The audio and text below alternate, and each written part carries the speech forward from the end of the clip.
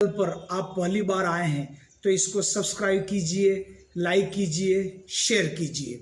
तो आइए हम शुरू करते हैं। दोस्तों, भगवान ने अर्जुन को यह समझाने की कोशिश करी कि तू युद्ध कर, कि जहां पर अन्याय हो रहा है वहां पर न्याय करना चाहिए। और ये भगवान ने अर्जुन को सीख दी। यानी कि अर्जुन युद्ध नहीं करना चाह रहा था, तो भगवान ने अपना विराट स्वरूप का दर्शन करके उसको एक हल्का सा डोज दिया।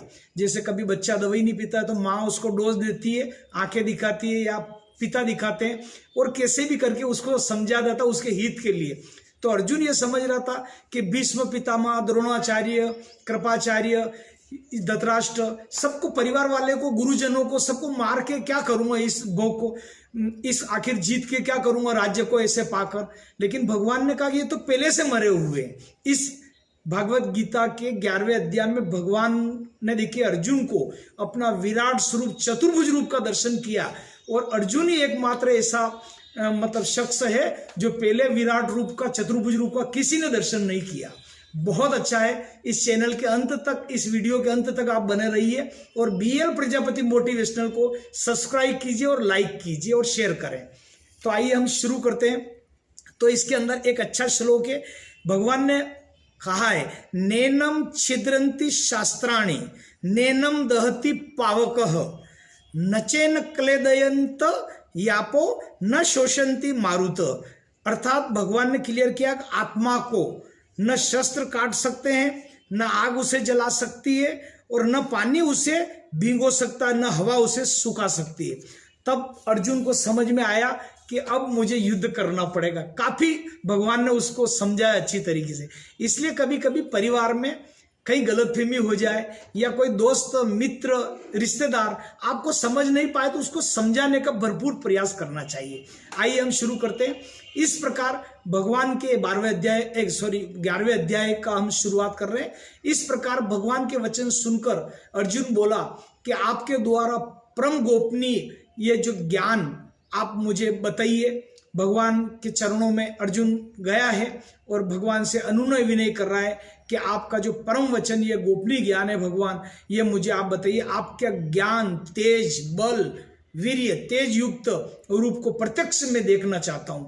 देखिए, कभी कभी भक्त को भगवान के पास जाना पड़ता है।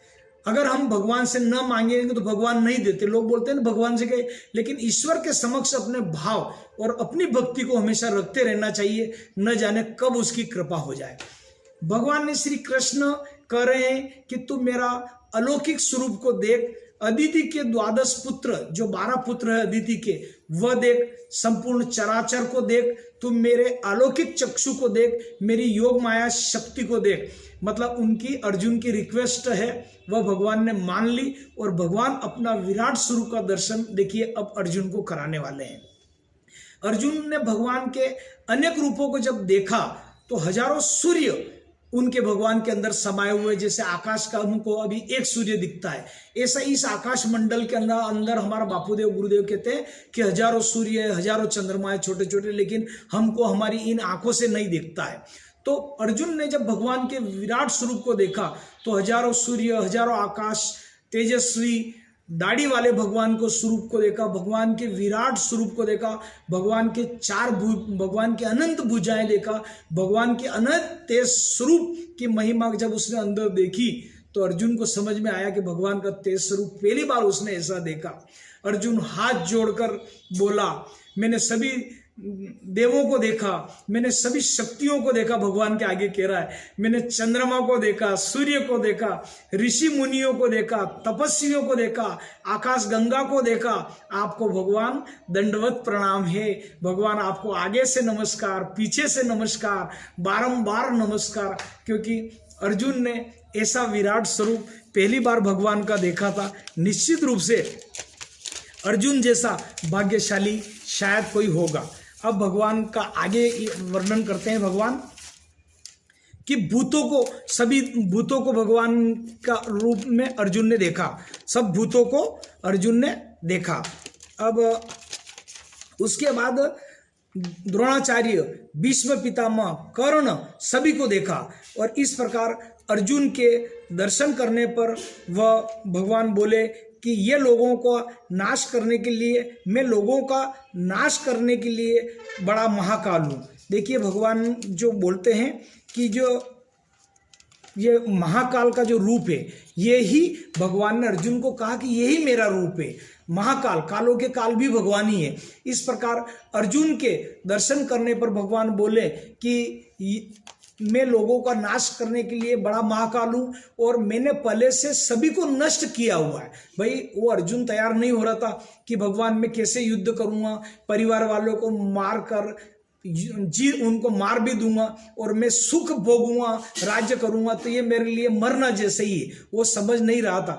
तो भगवान ने कहा कि ये तो पहले से मरे हुए, जैसे उन्होंने देखा ना भगवान के अंदर अर्जुन है, तो द्रोणाचार्य बेटे हैं, भीष्म पितामह, कर्ण, सभी को उसने भगवान के अंदर विशाल रूप में जब चतुर्भुज रूप में देखा तो वो दंग रह गया।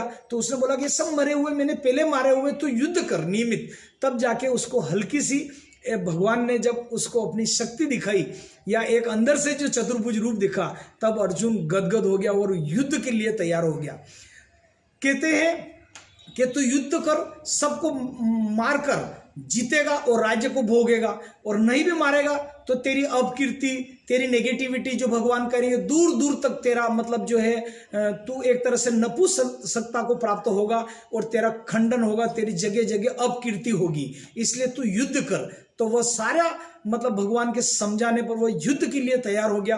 अर्जुन हाथ जोड़कर बोला कांपता हुआ कि हे भगवान गदाधारी, आपके समान न कोई होगा न कोई है, आपको बारंबार नमस्कार है। हे सृष्टि के पालन करता, प्रलय, सूर्य, चंद्रमा, आकाश गंगा, सब भूतों का निवास आपके अंदर है, आपको बारंबार प्रणाम, हृदय से प्रणाम, आपको बारंबार वंदन है मेरा। जब अर्जुन ने मान लिया इस बात को सारा, तो आप महान है, आपके चतुर्भुज रूप देखिए। भगवान का पहले उसने एक विराट रूप देखा, भगवान का जो एक विराट रूप था वो अर्जुन ने देखा। अब भगवान से वो निवेदन कर रहा कि आपका जो चतुर्भुज रूप है उसका भी मैं दर्शन करना चाहूंगा। यानी कि एक पार्ट का तो उसने दर्शन कर लिया, जो पूरी सृष्टि, सूर्य, चंद्रमा, अभी ये देखा है। अब भगवान से विशेष निवेदन कर रहा है अर्जुन कि आपके चतुर्भुज स्वरूप को मुझे दिखाइए। तब भगवान कहते हैं कि मेरा चतुर्भुज स्वरूप पहले किसी ने तेरे अलावा न देखा है, न कोई देखेगा, इसलिए तू मेरा प्रिय सखा और एक मित्र भी है। लेकिन भगवान ने देखिए, भगवान कहते हैं ना कि वादे के पक्के रहते। भगवान ने कह दिया कि चल देख, पहले किसी ने नहीं देखा, और मेरे इस चतुर्भुज रूप को देखने के लिए देवता भी लालायित रहते हैं। देखिए देवताओं ने भी दर्शन नहीं किए। अर्जुन कितना भाग्यशाली है कि प्रथम श्री कृष्ण भगवान के विराट स्वरूप को, चतुर्भुज स्वरूप को केवल और केवल अर्जुन ने दर्शन किए थे। ये हमको इस 11वें अध्याय के पाठ में मालूम पड़ा।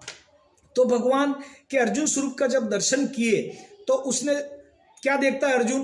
भगवान के अंदर पूरी सृष्टि विराजमान है, पूरी आकाश गंगा विराजमान है, पूरा उसका चतुर्भुज, भगवान की भुजाओं को देखा, भगवान के शंख को देखा, भगवान की गदा को देखा, भगवान के पीताम्बर को देखा, भगवान के मुकुटमणि को देखा, और भगवान के हरेक रूप को उसने, सृष्टि के अति छोटे से छोटे रूप को, बड़े से बड़े विशाल रूप को भगवान के दर्शन किए अर्जुन ने। तो अर्जुन निश्चित रूप से भगवान की महिमा का वर्णन नहीं कर पा रहा है। और जब भगवान कहते हैं कि मेरे चतुर्भुज रूप के लिए, तो आप देखिए अर्जुन तेने देखा है, न पहले कभी किसी ने देखा है, और देवता भी इसके लिए लालायित रहते हैं। तो निश्चित रूप से इसमें कोई किसी प्रकार का संदेह मत कर। यह जग जो है पूरी तरह से सृष्टि का भगवान, इसका उत्पत्ति, प्रलय और अंत ही भगवान ही कारण है। जैसे पृथ्वी भगवान ने चाहा है तो आज उत्पत्ति है। तो योग वशिष्ठ में भी भगवान ने कहा है कि कितनी बार ये सृष्टियां उत्पत्ति हुई और नष्ट हुई, और एक समय के बाद ब्रह्मा भी अपना शरीर छोड़ देते हैं। तो यानी कहने का मतलब भगवान ने कहा है कि ये तो सब मरे हुए हैं, तू युद्ध कर। और निश्चित रूप से गीता के माध्यम से आप और हमको आज जीना सिखा दिया इस भगवत गीता ने। तो अर्जुन हाथ जोड़कर कांपता हुआ, थरथराता हुआ अब भगवान के सामने अंतिम वाक्य देखो क्या बोल रहा है। हे भगवान, अब मेरा संदेह दूर हो चुका है, निश्चित रूप से आप मुझे आज्ञा करिए। मतलब उसका जो संदेह है वो पूरी तरह से मिट गया है और पूरी तरह से अर्जुन युद्ध के लिए तैयार हुआ है। तो कभी कभी परिवार में भी इस गीता से हमको ये सीख मिलती है कि कोई रिश्तेदार है, कोई परिवार में 5 जने हैं, आपस में जब कहते हैं 5 बर्तन भी बसते हैं तो कहीं कुछ संदेह हो जाए तो सीधा फाड़ तोड़ करने की बजाय परिवार के सदस्यों की जाजम पर बैठक बुलाकर उनकी समस्या को हल करना चाहिए। ये भगवान ने ये हल दिया है।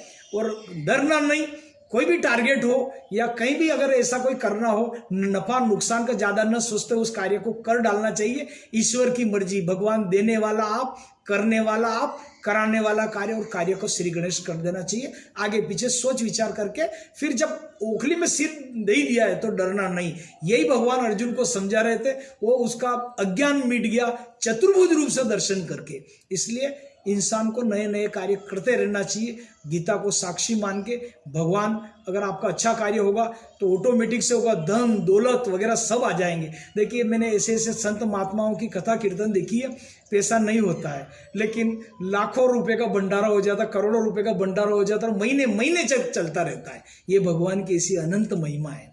कभी भी कोई मंदिर वगैरह कोई किसी का निर्माण कार्य अधूरा रहा आज दिन तक मेरी निगाह में तो नहीं देखा। एक आदमी के मन में आ गया कि सर 1000 रुपये ही थे, ने मैंने मंदिर का कार्य शुरू किया। देखिए भगवान पीछे से आके खड़े रह जाते हैं और वो करोड़ों रुपए की लागत से मंदिर बन गया। चाहे सावरिया सेठ का हो, चाहे खाटू श्याम का हो, या चाहे वो बालाजी का मंदिर हो, या चाहे वो अयोध्या का मंदिर हो। कितने ही भगवान का स्वरूप है, इसी विराट लीलाएं एक के मन में आता है वो काम संभाल लेता है। आज शुरू करें, शुरू करें, शुरू करें किसी भी कार्य को। भगवान अच्छा कार्य होगा तो आपका साथ जरूर जरूर देंगे।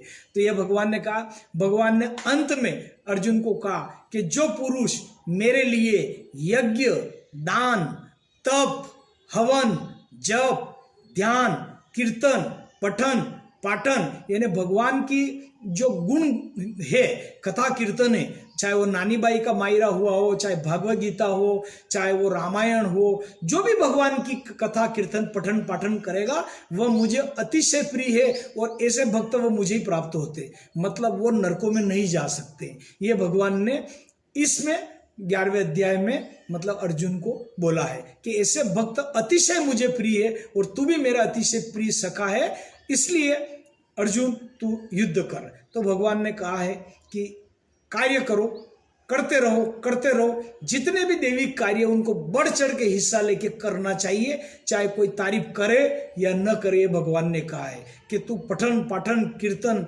ध्यान वगैरह, दान यज्ञ हवन जो सब कुछ कर, इसमें अहंकार नहीं आए, तू सबको मुझे मतलब समर्पण कर, मेरे में भाव रख, क्योंकि तू मेरा अति प्रिय है। आज के लिए इतना ही। भगवान ने देखो हर एक इंसान के लिए कहा है कि जपों में जप यज्ञ हूं, तो अधिक से अधिक आप जप करें, भगवान का नाम ले। कोई देखे न देखे, आप गंगा में नहीं जा पाए, यमुना में नहीं जा पाए, कहीं नहाने स्नान करने कहीं नहीं जा पाए, तो अपने घर में जो भागवत गीता है उसका पाठ करो, भगवान की भक्ति करो। भगवान तो स्वयं प्रत्यक्ष प्रकट हो जाएंगे आपके सामने। बस आप अपना जप यज्ञ जारी करें, क्योंकि अंत समय में केवल और केवल भगवान साथ रहेगा।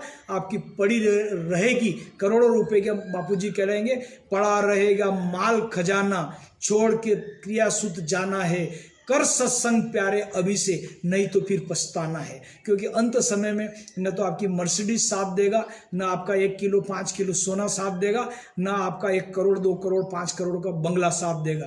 केवल और केवल साथ देगा तो भगवान नाम साथ देगा। ये परमानंद जी महाराज भी कितनी बार बोल चुके हैं, जिनकी किडनी लीवर सब डैमेज है और वो भगवान नाम पे जोड़ देते हैं। हमारा आसाराम बापू जी भी भगवान नाम पे खूब जोड़ दे रहे हैं और आज करोड़ों लोग उनके साथ गुणगान कर रहे हैं उनकी गान भक्ति का, और उनके द्वारा मंत्र दीक्षित साधक फल फूल रहे, आगे बढ़ रहे हैं। सभी संतों के माध्यम से जिनको भी नाम दान मिला है, अधिक से अधिक जप करें, यज्ञ करें, हवन करें और भगवान की कथा कीर्तन जहां जहां आपको सेवा का मौका मिले, कंट्रीब्यूशन का मिले, अपनी सामर्थ्य के अनुसार जरूर कंट्रीब्यूशन दान देना चाहिए।